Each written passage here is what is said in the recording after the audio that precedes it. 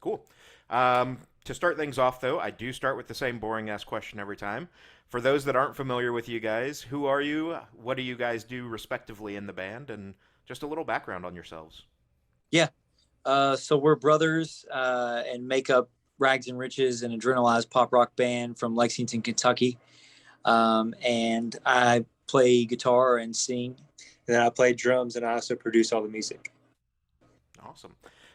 So let's talk a little bit about, I think one of the interesting things is all the time in music, you hear about, families being in bands together, and sometimes it works out really well, and sometimes it's an absolute fucking train wreck. Yeah. What's it been like for you guys, because obviously growing up, you know each other's personalities. How does that influence you within the band?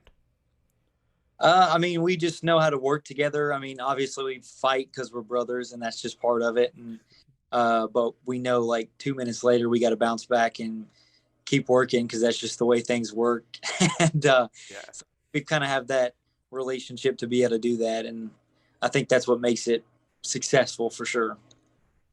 Yeah. Do you think that's why you guys haven't expanded, or do you just feel like with the dynamic that you're producing and like the music that you want to produce, that a two-man group is really all you need? I think for now, at least, to build, I think a two-man group. We've talked about in the future maybe adding a guitar player or a kind of like an all-around guy who can play synth and guitar, whatever type thing. But I think for now it works with just the two. Yeah, yeah. I mean, obviously, I agree. Been in and out of your music for what now 2 years. When we first linked up, when we had some singles coming out, and then seeing you here locally at the Coterie. Um, let's dive into your live show a little bit before we get into the new album and stuff like that. Um, talk about the Coterie show was cool, right? Like it's a Yeah. small, intimate venue. How hard is it to keep your energy level up? Because especially with that night, it was a slow crowd coming in. Yeah. Uh, I mean, it's super difficult to do. You just kind of have to go in with the mindset. I think we've both, uh, since day one, said no matter if there's one person there or how many ever there, like we're still going to give 110%. Obviously, you still give like 100%, but you dial certain things back and change things up a little bit just so because certain things are definitely awkward if it's only like one or two people in the room. But for the most part, we try to give them the same experience and show that they would get if we were playing an arena or whatever. But the mindset throughout however long the performance is of continuously like bringing that kind of energy is it's pretty difficult to stay like driven to do so when it's smaller crowd for sure. Yeah. Yeah, and I think, that night at the Coterie, it was interesting because you guys essentially played a double set, Yeah. the way everything was set up. So no, the night at the Coterie, it was interesting. You guys played kind of that double set. The first probably half hour, 45 minutes was, I mean, it was a handful of people. And like, I think the interesting thing for me was, seeing you guys still be able to take it to that next level, even though it was basically the bar staff and a couple people that were just hanging out, to start off the night. But then, as the night progressed, you guys took that little intermission. There was probably, closer to 50 or 60 people there by the end at least. And then, we saw some really cool hangouts and people really getting into the music. What kind of influence did that have? You know what I mean? Like once the people started to show up and you start recognizing, oh, the crowd is getting into this, like does that just throw the gas on the fire essentially at that point? I think so. Yeah, it definitely like helps like keep you wanting to keep performing. um, I think it's sometimes when it's a small crowd, you're like you kind of feel down in a way. So I think having a crowd that's like bigger and definitely that's like getting into it like makes you just like yeah like come alive, I guess. Yeah, awesome. So the tour, the show that I was at for Kokomo, and the little tour you were doing was in support of the new album. So let's dive into that a little bit. Couple things that I don't really do normally is I don't ask specifics on songs anymore, simply because I don't want to take away the meaning from anybody, right? Like, you True. may have written it about a bad breakup, and somebody's like, man, that song's about his dog dying. Like, I relate to that. And it's like, not quite the same thing here. Yeah. So, we don't have to get in the weeds on that side of it necessarily, but walk through for people, especially that are unfamiliar with a band like yourselves that is solely DIY when it comes to the production and everything. Walk through what that album making process was like. Obviously, COVID played a factor, but being brothers, that makes it a little bit easier because you don't have all the same lockdown rules Yeah. necessarily. For Yeah. sure. I'll let you take some of that production stuff for sure. Yeah, I think so. A lot of these songs we had like for a while, like we had written a lot of these back in like 2019 or before that even. And we've been playing them since day one, like our first show and stuff. But they weren't like a finished product. And so we kind of went back and tweaked some stuff and changed like parts of the music up, maybe changed some lyrics. And then we had some songs we had already previously released, like they were already out, and then we kind of like went back, remastered them, and mixed them a little bit. And so I think a lot of it was just finding the right balance of songs to use and the fan favorites for the album. But Yeah. I think, I mean, it was a lot of thought going in, especially picking those songs that were already out, because there was a few of them we wanted to re-release anyways, just to remaster them and everything. But Speed of Sound had always been one of our biggest songs since day one, and we've had a hard time, like, I guess, topping that one to others' viewpoints, because most people were always like, that's still my favorite no matter what you release. So we kind of wanted to re-release that song and give it a little bit of a twist to it with the mastering and things like that.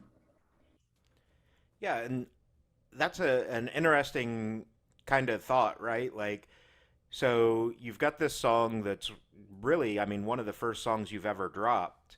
And here we are. I mean, granted, in the grand scheme of the music industry, you guys are still very young when it comes to being a band and whatnot. But, still to be 4 or 5 years later now and going, yeah, this is still the best thing you've ever released. Do you feel like that's a little bit of a blow to morale, or is it like you just haven't seen what we're capable of yet? A lot of the reason being, I think, was because we were holding on to a lot of those songs that people, if they came and saw us live, they were like, I like this song better than Speed of Sound. And we just held on to those until the album, until we had that backing and stuff. We wanted to release an album. So once we did, like, Pressure is done almost equally as good as Speed of Sound, and that's been some people's like absolute favorite song by far, and they were like, this one blows Speed of Sound out of the water. So we have gotten like a lot of feedback saying that some of these songs are better than Speed of Sound, which feels great. But I also think we already have stuff that we've been sitting on for a little bit that's way beyond like these songs in our opinion, for sure. Yeah, I think especially the COVID years assisted that with a lot of bands. Obviously talking to bands every week, and it seems like everybody's like, "Hey, we just released this album, but you don't even understand. We've already got 50 songs in the bank because we haven't been able to tour or whatever." So like, it seems like everybody's sitting on a stockpile, and it's like we want to, you know, support the album that we just dropped, but at the same time, like, we have so much in the vault that we want to get new stuff out too. So it's finding that balance of at what point do I say this is enough of that support and let's start releasing. Yeah, that's where we're at right now too. Is I was even talking this weekend to my fiance, and was like, I love these songs. I'm really glad they're out finally, but I'm so ready to just release some of the new stuff we're working on, because it's, I want to show everybody like that's been listening to us what else we have to offer, and things that we've been working on for a while that had to take a back burner like just because of the album for sure. Yeah. Um, and I think, something I want to talk about for you guys specifically, for anybody that hasn't listened to you guys yet, obviously I want them to go check you out. But, I think so often people immediately assume, like with a two person band or whatever, they think of either like the White Stripes, this kind of alternative weird Jack White rock thing, or 21 Pilots, which I think you guys have, correct me if I'm wrong, there's a little bit of influence from both sides of that though within your band, but I Yeah, think you guys are very much more of a diversity. You know what I mean? You swing from both sides of that versus we're only in this one piece, this one particular piece. How conscious of a decision is that for you to make sure that you're utilizing all the tools that you have? Yeah, it's. I mean, we try to be like as unique as we can be. Um, Obviously, there's influences like 21 Pilots, obviously, but I think we have created our own sound, um, and I think it's definitely different than I guess a lot of two-piece bands, like you're saying, and so I think it works for us because it is different and unique. yeah. With Yeah. some of the influence, I think you're probably, if you were talking to somebody of like, say Tyler Joseph of 21 Pilots or Jack White, I would say a lot of their personal influences would be a lot different than who we would say for sure. So I Yeah. think that's what it, we created something definitely different than them. Yeah. Um, so kind of, jumping back into the album a little bit, you guys mentioned Pressure obviously being, a top contender for songs, and that was one of the singles, and you guys have done a lot around that. For you, coming off that tour that you were on, what was kind of the eye-opening moment? Like what was the song that you guys had in the set list that you're like, they may dig this or they may not, and then they were like, holy shit, like we got a reaction here. Uh, I think the one that's kind of been underrated for sure is Victim. Because live, I think that song is by far one of our best like live performance songs we have. And so everyone has always like since day one when they heard that one, that was one they were really impressed by. And then even on the tour, that was one that people loved, and it's definitely like an attention grabber. But the song itself hasn't hit that like stream count, I guess you'd say, or listening like some of the other songs. And I think it's just a matter of time. The more we play that song live, that it'll start having that same kind of impact.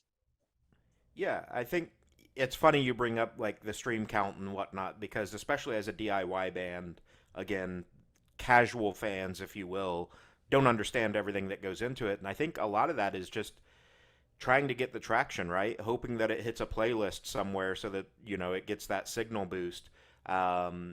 It's interesting though from my aspect of it, like for you guys, where Spotify analytics especially, the amount of detailed information you can get about like what cities are responding to your music is huge, especially when you guys are doing everything independently to plan a tour. Like, well, why would we go to, Detroit, Michigan if nobody in Michigan is listening to us? Exactly. That's So go go ahead. ahead. No, it just is I mean, any of those things like TikTok and Instagram, I mean, they don't give you as much data as like Spotify does, but um, it is nice to have those kind of things so you can even like retarget marketing and things, or going specifically back to that state or that city is like an incredible key to have with being a DIY for sure. Yeah. Yeah, and I think, with the, like you said, Instagram, TikTok, or whatever, as far as like not giving you as detailed information maybe, but like when you're doing Instagram reels or TikTok sounds, obviously, like, okay, this sound popped off, like maybe that is something we need to focus on, whether it's a piece of a song or just like a snippet of an idea for a song that you're pursuing. Yeah. Yeah, I think it gives you like kind of that real grassroots finger on the pulse type information, right? With as quick as everything changes now, you can get real time feedback essentially on everything. Yeah. I like showed a little like snippet of a song that I had been just like working on myself, posted on TikTok, and it did like super well. And people were like, "You got to finish that one. You got to finish that one and record it and stuff." So I guess with having TikTok, that is like an incredible thing to have. Now you can kind of get feedback on something early without it getting like stolen or whatever. Yeah. So that's really cool to have. Yeah. Has that kind of influenced you in any way, like for like set list designs and stuff like that, knowing what people are responding to via those mediums? I think so. Yeah, we we were actually planning earlier um, for set lists in the future and kind of like seeing which areas listen to certain things and certain songs and kind of like just cool little things you can throw in. So think it definitely affects what songs we play in certain areas and things like that. Awesome. Um, when it comes to that live show, kind of production, again, you guys are DIY, so shoestring budget. I wish people would respect that a lot more than what they seem to. But number two specifically is, again, you guys are so high energy. There's so much going on. You've got different samples. You've got the light kits and all that. Is there a I don't want to say that you guys are like a theater band because you're not necessarily, but there is a certain aspect of theatricals within your show, right? Yeah, Yeah. 100%. I think we were just talking to the guy who was on tour with us, Ashton, about that. Like, I guess some of the hand movements and things that I do to emphasize certain words or phrases, um, along with like Peyton standing on his drum throne and different moments. Everything's like, I guess, more production-y than a normal band of just standing there playing instruments and bringing a lot of energy. We are like, there's key moments where we go in the crowd or things like that. Everything's pretty designed to do that, but also has flexibility to add new things that we feel in the moment. And then some of those things stick long term. But yeah, I 100% agree when say like theatrical pieces to what we do is super important. Yeah. One thing that you did at the Kokomo show, and I'm assuming it's probably more than just that, but it was a small enough crowd that it was easy to do. You took the floor tom out, and were right in the faces of people playing it, and then at one point threw the sticks to somebody else and let them kind of beat along with you. Um, Obviously, that just amplifies that energy and everything. Does that as you're crafting a song, do those thoughts go through your mind too? Like, man, this will be really cool when we go live to do this. Yeah, we definitely like when we're writing stuff, or even like when we're like finished with a song, we're like, oh, now we can like pinpoint exact parts to do things and stuff like that. So it's like always the live show is always what's on our mind when creating a song, really. Even like we're working on a new song right now, and we might be in the middle of the song and play through it a few times, even without the vocals tracked or anything, just the music. And we're like jumping around in the studio and coming up with ideas and concepts that we could do on this section. The crowd can do this on this moment, things like that. So all those, I guess you would say we're like super, we pay attention to the little details and like to include everyone who's at the shows and make them feel equally as a part of what we're doing is what we are. Yeah, I think I noticed that at the Kokomo show, like I said, with that kind of essentially a double set, like it felt like the people, especially that were there for that first, half hour, 45 minutes, whatever it was, when you started going back through and playing kind of some of the songs again and whatnot, like there was a lot more involvement from those people because now, like, oh, we're a little bit familiar with it. And I think maybe the Kokomo show was a little bit weird too, in the sense that, the Coterie puts on shows, but like maybe this wasn't what anyone expected for that night of music, or Yeah. maybe they'd not really listened to you before. So it was an interesting thing too for me to see that like it only took 45 minutes ish to start reeling people in, really, and them being like, yeah, this is fun. Like, we're just going to jump around. Or, there was that one drunk lady just screaming from the back of the bar, like, hey, it works. Yeah, yeah. So, with you guys being in Lexington, Kentucky, talk a little bit about the music scene that you guys grew up with and, have now broken into and things like that, because obviously Lexington is a well-known town, but it's not a huge town by any stretch. What's it been like to do their, kind of your grassroots there, and then branching out with these regional tours? When we started the band originally, it was kind of, we decided early on that it would be best for us to at least get a following outside of Lexington. And so we kind of developed with the friends we had in Lexington to start, and only played maybe like two shows here, one or two shows here before we started touring outside the state a lot more.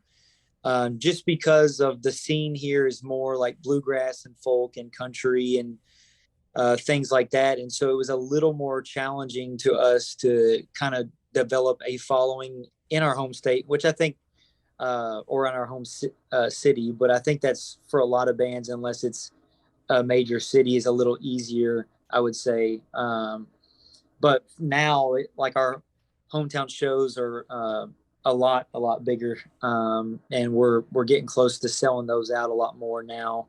I think this next one will potentially be sold out, and that's a really cool experience. And people are not just coming to the hometown shows and like seeing who we are. They're coming. They know the words of the songs, and they're like involved and 100% in with us, which makes the hometown shows now like enjoyable. And actually, we want to play those. Like we love them now. Yeah. But early on, it was kind of just like, we might do better in Chicago or New York or LA or something like that. And we did do a lot better on the West Coast at first, but now I would say we've, I guess, broken into the market and kind of developed ourselves here in Lexington. Yeah. Do you think that has anything to do with, I mean, obviously to some extent it does, but the diversity of the market on like the West Coast or like up in Chicago, there's everything from, hip hop to country music up there and everything in between. Is maybe the hometown area just so ingrained in the country and bluegrass and folk side that it was harder to break in, or do you think it's more of a they don't want to take a chance on the kids, if you will?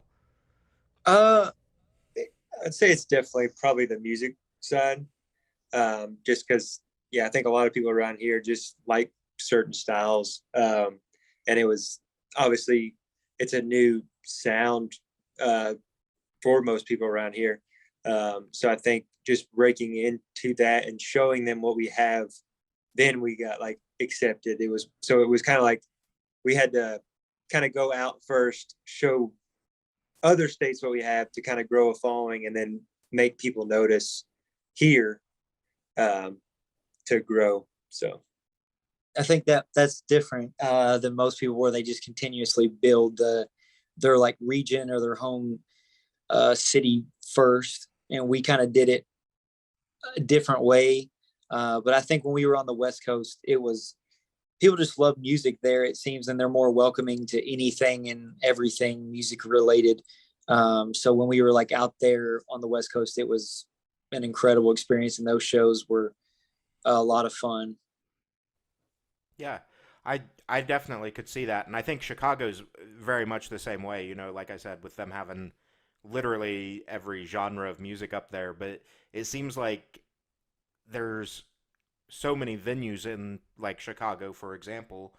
You can go to the Bottom Lounge, you can go to Shuba's, you can go to the Metro Bar. Like literally walking down the same street, even there's three or Yeah. four different shows.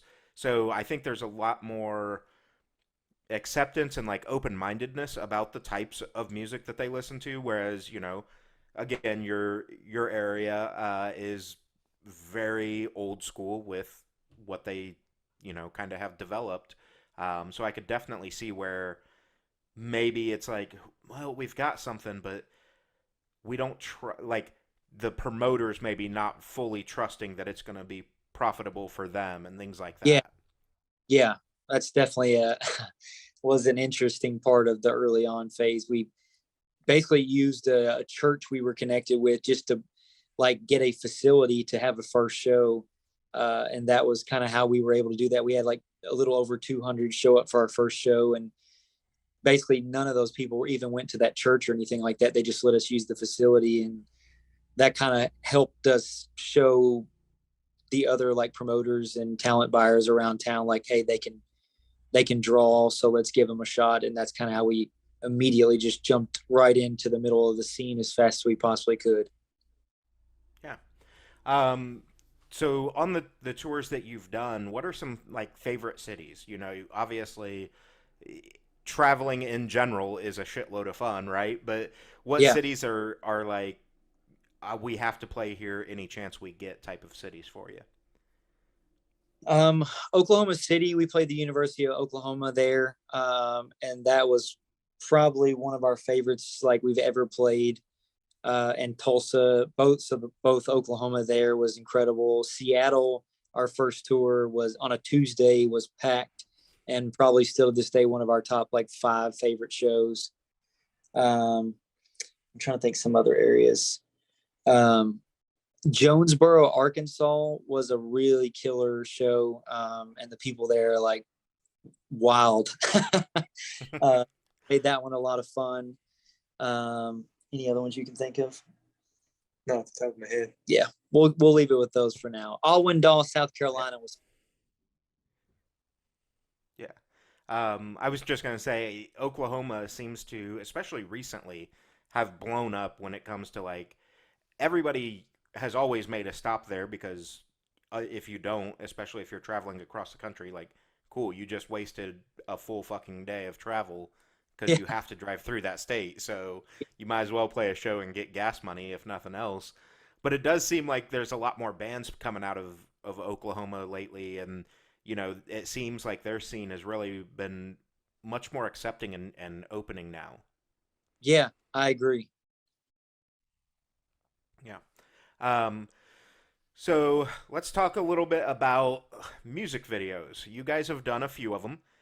Again, being a DIY band, it is not fucking cheap to do a music video. What goes into that mindset for you guys, like when you're planning that sort of stuff, and coming to terms with budgeting out to pay for a music video? Um, a lot of the music videos, I would say at least half of them kind of developed in that same process that we were talking about the live shows. Like while we're performing or like writing the song and working on the production, a lot of times we're already writing the music video and the live performance way it's going to go, even if it's just kind of like a quick idea or concept. And so that's how a lot of them are started. And then other ones have just kind of came out of nowhere after we wrote it or released the song. It was like, okay, now let's come up with something that fits, and it just kind of hit like a specific item of clothing or something like that to play off of. But there's so much that goes on in the filming process and like the directing and the writing because we try to keep our hand in like all that side of things too because we like learning and growing in all areas. um, Yeah. Getting to write scripts and ideas, I think we've gotten a lot better at that since day one for sure, like compared to now of just understanding how basically a movie would be written, and learning how to pull off those little tricks of camera angles and things like that as well, has been a lot of like fun. Yeah. How much of that is self shot or self produced? Like, do you guys hire out for the video team and stuff like that? Yeah, we have a director we work with who also films everything, and we actually edit with him. So it's super easy process. because we basically have full creative control over every aspect. And I like sometimes we'll work with him like at the shoot. We'll be like, let's shoot this angle or something like that. So it's super easy process to work with him. Yeah, I think that's one of those important things. We kind of talked about it at the Kokomo show, like the importance of the team that you build around you, right? Like finding the right PR team, the right directors in this case, things like that. Talk about what goes into that mindset because it seems like as you grow, right? I think you guys will say this too. As you grow as a band, it's amazing how many people start holding their hand out saying, "Hey, I can help you, but you have to pay me." Yeah. What's it like, trying to figure out like, okay, are you genuine or are you just trying to grab some money and maybe not producing? Yeah, I would say we've learned the hard way for sure from that. We've tried a lot of things and spent a ton of money in like marketing and I guess hiring certain people that just didn't work out.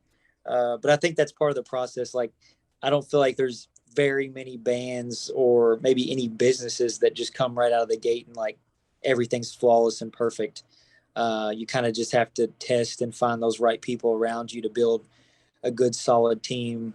If you're going to win like a championship or whatever like type roster, you kind of have to just move people around and test things out. But I would say there's certain people around us right now that are kind of key pieces to moving things forward. And then we've added over the next like month or two, we're going to be adding some more pieces to the puzzle. And I think, hopefully those things will pan out, but there's always a chance that you just waste your money and, I guess it kind of comes down to you have to waste some money to find that right team around you for sure. Yeah, I think, obviously it would be ridiculous to say like, oh, you're never every dollar you put into the band is always going to be worth it and it's, nobody's ever going to take advantage of you, but I think maybe not necessarily for you guys specifically like full on taking advantage, but like there's definitely people that see you starting to succeed and they're like, "Oh, that I need to jump on that and at least get the money while I can." Yeah, And I think that's where like what you're saying, figuring out like who's genuine with it, who sees the creative vision that we have and truly wants to support us as an artist versus, hey,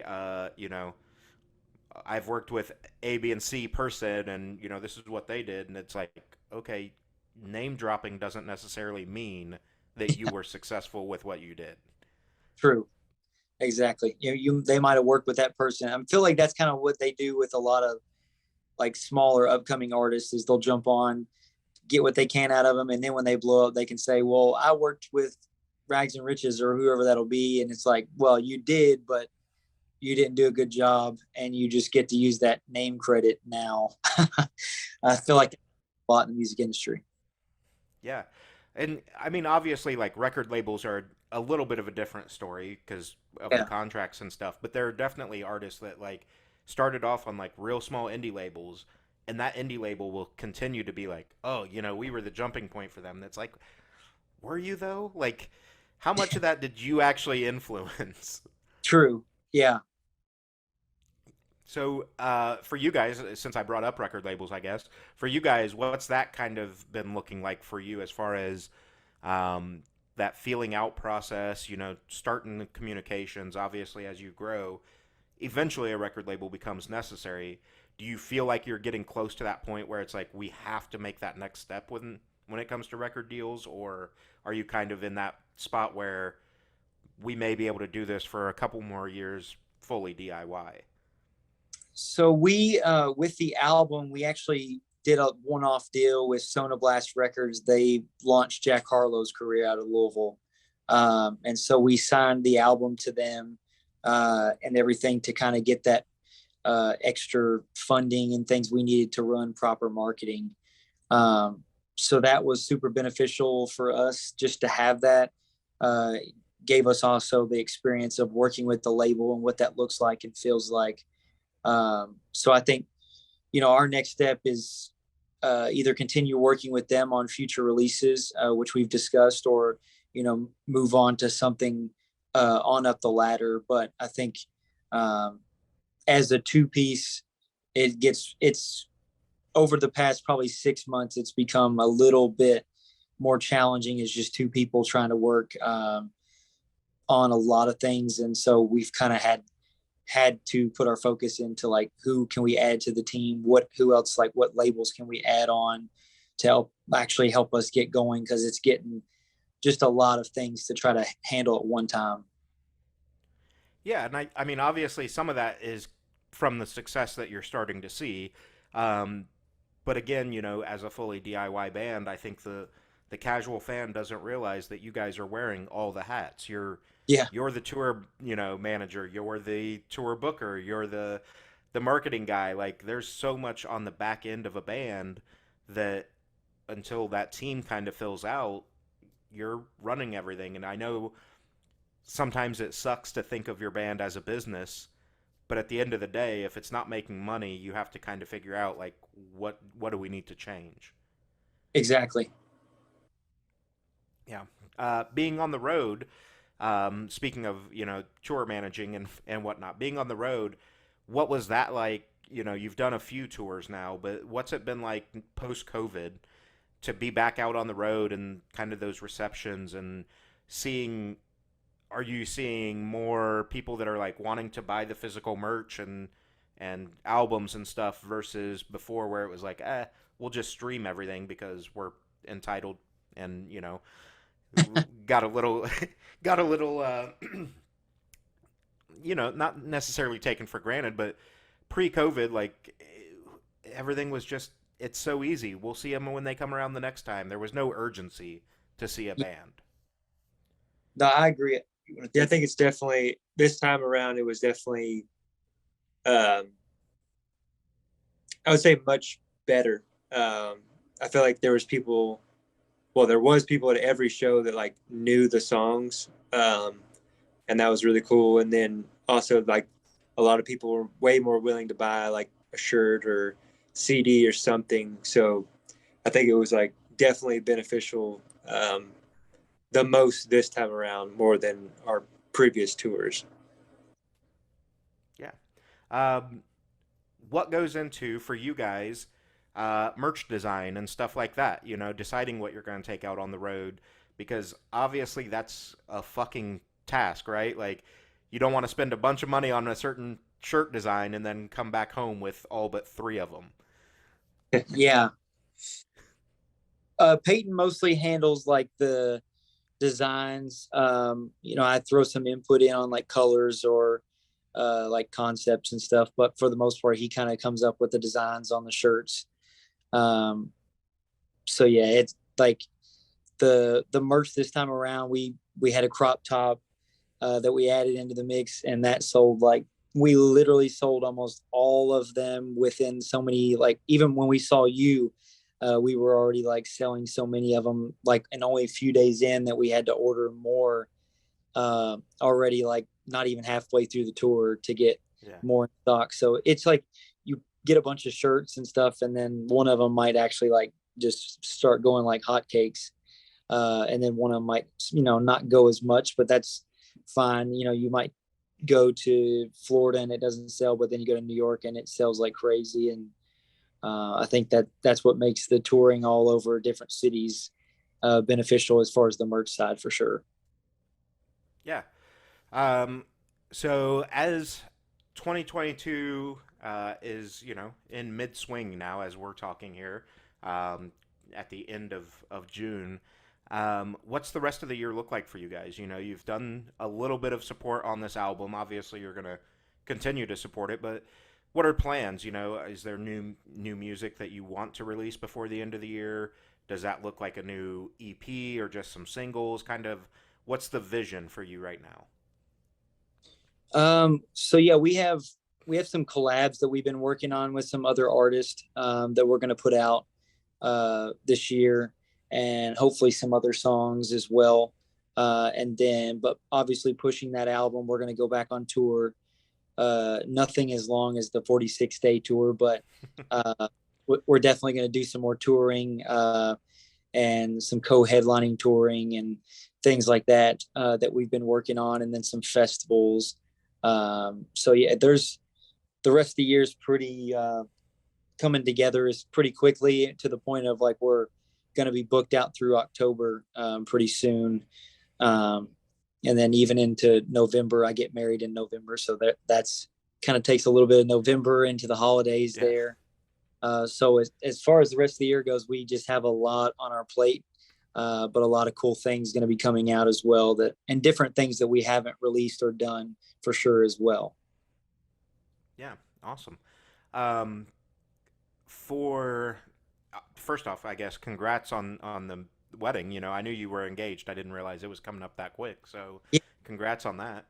thank you. Um, so for without speaking on anything that you're not allowed to yet, as far as those tours that are booked, what would kind of the ideal tour look like for you guys if you could set up your own, like, in a perfect world, what would you want that tour ticket to look like? That's a hard question. I mean, obviously we would like to play like a worldwide arena tour with the like 21 Pilots, Imagine Dragons, or someone like that. That'd be a dream come true for us for sure. Um, but just right now, selling out like 300 cap rooms is kind of a goal and priority for us. Something that we're focusing a little bit more in on. And yeah, I would say right now that's kind of the main priority and focus. Yeah, awesome. Um, so the album's already out, so it kind of ruins part of the question that I normally ask. But as new music comes out for people, one of the things that I like to ask is based on the album. Um, it's a two-part question, and both of you can answer this. What is the song that you think people are going to resonate with the most? And then what song do you want them to hook into? Okay. Um, Obviously, since Obviously, Speed of Sound is up there already, but yeah. I think since it's been out, I mean, obviously, Pressure's been the one that has resonated the best. Um, but one that I personally would like to see people is, I think, probably like either Shockwave or Victim. Those two. I would say the same. yeah, awesome. I would agree with that. State of Mind, I think, is up there on my list as far as like Yeah. if people sit down and listen to that song, there's a lot in that song, both sonically and lyrically. Like there's a lot of depth to that. Yeah. I agree. That's one we're kind of starting to push, and there's going to be a music video coming for that one. So that one's going to be kind of the next single, quote unquote, like focus for sure of ours. Yeah, awesome. So kind of as we wrap up here on the episode, um, with everything that has happened through COVID, coming out of COVID, the almost resurgence of music, what excites you the most about the trajectory that you're on? Because with the release of this album, I mean, it's not a stretch to say that you guys are starting to grow exponentially. What do you like? What's that excitement level look like for you? With are we just one step away from clearing into that next level, or you know what I mean? Like, Yeah. what's that excitement and push for you? Uh, I would say, if anything, it's kind of humbling because it's something that both when we started this, we wanted it to be like we wanted to play arenas, we wanted to play worldwide. That was something like since day one we wanted. And now with the album and the results of that, there's been a lot of things kind of like coming to pass, and getting to meet some people like, I guess, heroes, you would say, of ours. So there's been a lot of little things that just little, I guess, stepping stones that every band takes, or every artist, that you kind of start to see happening. And I don't, it's kind of hard to put it into words to really like, especially because we didn't have like uh crazy amount of money, or a family member who was already like a celebrity or famous to get us in there. It's something we've built Right. from the up, and I think for us it makes it more like humbling and exciting that we did it from that, like all the way from the ground. It's kind of like, I feel like that makes it a little bit more impressive just for our personal selves. Yeah, and not that Lexington is like it's not a bad town, obviously, as a hometown, but it's not Nashville, right? Like, there's not the same level of connections and things like that. So to say like we're on this trajectory and we didn't have the advantage of being in a major market to start with either is a pretty bold and nice bragging point for you. I think we've been saying that a lot, like just to ourselves, of like, if we get down on ourselves, which is easy to do with, the music industry, is just like ups and downs every day. It's a roller coaster, emotional roller coaster. But we have told each other like, hey, like no matter what, we've built this in a town that like didn't accept us in the very beginning and wasn't super supportive. Um, and so, you hear from people building from like Chicago or wherever it may be, LA, and I feel like it's like a million. It's sometimes easier there, and then sometimes challenging because there's so many people trying to do it. But coming from somewhere, say like Lexington, it feels a little bit more impressive, and a bragging point, I would say, for us is just like, hey, we did it out of a town like Lexington. Yeah. Yeah, no, I totally agree. And I think, like those major markets, New York, Chicago, LA, um, you're right. Like, yeah, there's more noise, quote unquote, because there's more people trying to do it. But on the flip side of that coin, there's also a lot more of the industry personnel in those areas to potentially see you. Yeah, a lot more opportunities as well to play in front of somebody. Whereas in Lexington, you're not going to like just happen to run into an agent of so and so or anything like that. Yeah. Yeah. With kind of going back into tour again, real quick, with everything that transpired on that 46-day tour, not that you guys necessarily expected it, or obviously nobody wants it to happen, but I've heard of so many bands, especially roughly your size as far as following and whatnot, that end up talking about like, it was a bad idea doing 46 days, or it was hard getting gas money some nights, things like that. Do you regret doing a 46-day tour like that, or was it kind of more of a, we challenged ourselves, we made it work, and now we know we can do it if we decide to do it again? Um, I mean, so this was the three biggest tours we've done. This was the smallest. So we did a 68-day run back in 2019. Um, and so I would say out of this one, even like some of our Mondays and Tuesdays on this tour were a million times better than even like some of our Thursday nights or whatever on the other like 68-day tour. So yeah, I would say this tour was challenging for sure, just because of um, it's always a learning experience and growth, being on the road and working together and things. But I wouldn't change it for a moment. There was like memories made and moments that like I'll never forget till the day I die. And so even if it was like, say, a night the show sucked, there was always something funny that happened or something special where we impacted somebody's life, that made it worth it, even if it was like one person or whatever. But a lot of these shows, we had a lot more people showing up for, and so that made it more rewarding, and just a little bit more successful, I would say. So we would definitely do it in a heartbeat again. But going forward, I think we're going to do some smaller runs, be a little bit more strategic with things.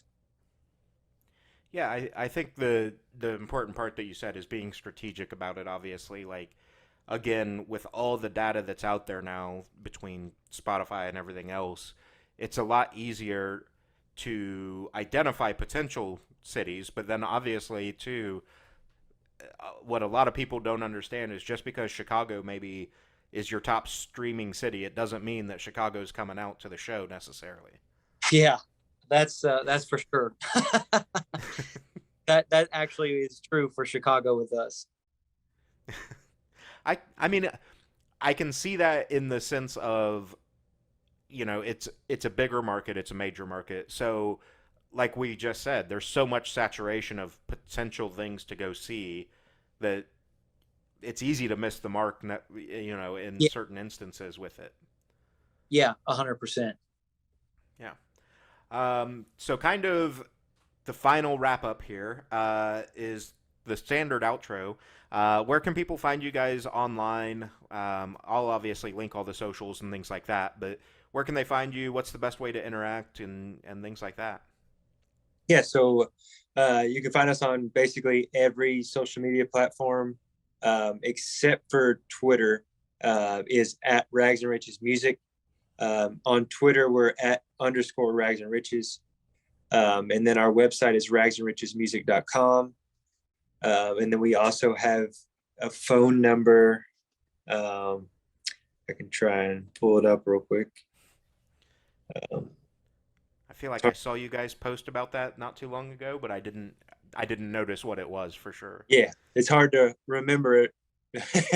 Yeah. 859-545-8791. And you can text us and we'll text you on there. Awesome. Is that it's basically one of those like community numbers, right? Like anybody can text it, you guys get notifications and then Yeah. send stuff back out. Yeah. Awesome. Yeah, I think that's everything for this particular episode, guys. Definitely want to stay in touch, and again, thank you for your time. As we, you know, kind of fade out here, what's the going away parting words of wisdom from Rags and Riches to any listeners or potential new listeners?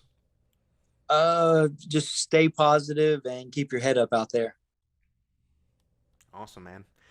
Again, I appreciate it. I'll definitely keep you guys in the loop on when this all goes live and everything, and we'll try to make as much noise for you as we can.